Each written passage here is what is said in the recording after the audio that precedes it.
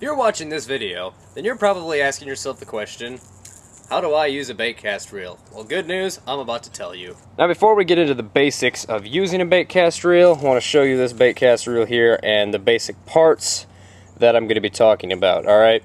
There's basically three main things you should know. This part right here, this is your spool. This is what holds your line, and this is what's going to spin out of control if you do not learn how to control it, which I will show you. This here, this little round button, this is your spool tensioner. It controls how fast your line goes out, and then this is your braking system, which controls how fast the spool spins. And I'm going to show you how to use each of these. Alright, so the first thing you're going to want to do when you get your bait casting reel is you're going to want to set your spool tensioner with this little circle-y thing here.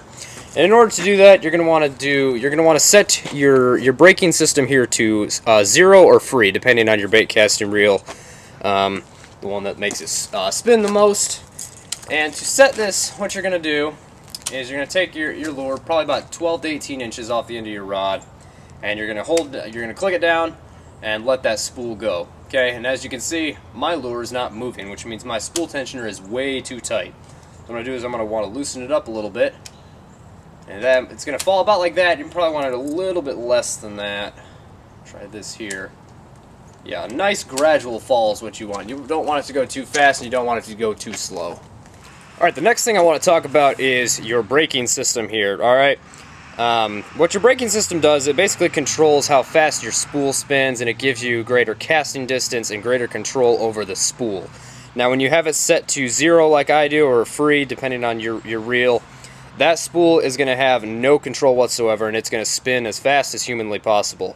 However, if you have it set to 10, it's hardly going to spin at all, and it's a lot easier to control. If you're learning on a bait caster, I highly recommend that you set it to 10 when you're first learning, and you can control your backlashes quite a bit better than as if you had it set to free. Alright, so next we're going to talk about casting motions. Alright, bait casting reel is a little bit different than any other kind of reels because it's really not a good idea to take it over your head and just swing it as hard as you can.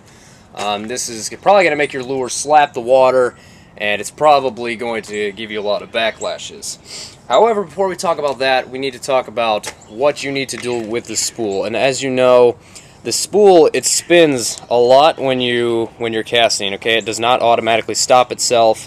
So what you need to do is you need to have your thumb on that spool when you're casting. You need to cast, and what I do is I like to pick my thumb off the spool just a little bit when I'm casting. And when it's about to hit the water, I'll stop it. I'm giving myself a backlash right here. Look at that. So what I'll put my thumb back on the spool just gradually, just a little bit, right before it hits the water, and that'll give you that good sense of control when it hits the water.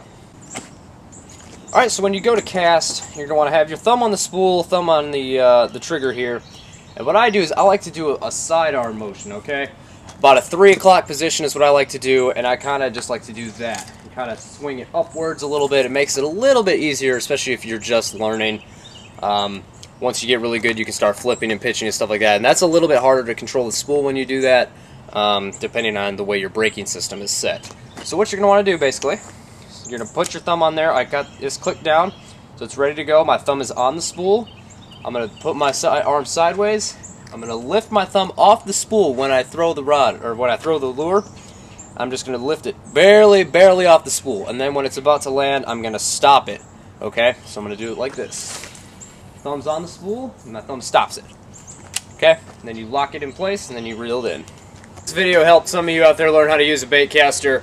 They are not easy to learn, I will admit. You will struggle. You will probably go through a lot of line. You will get a lot of backlashes. It can be aggravating.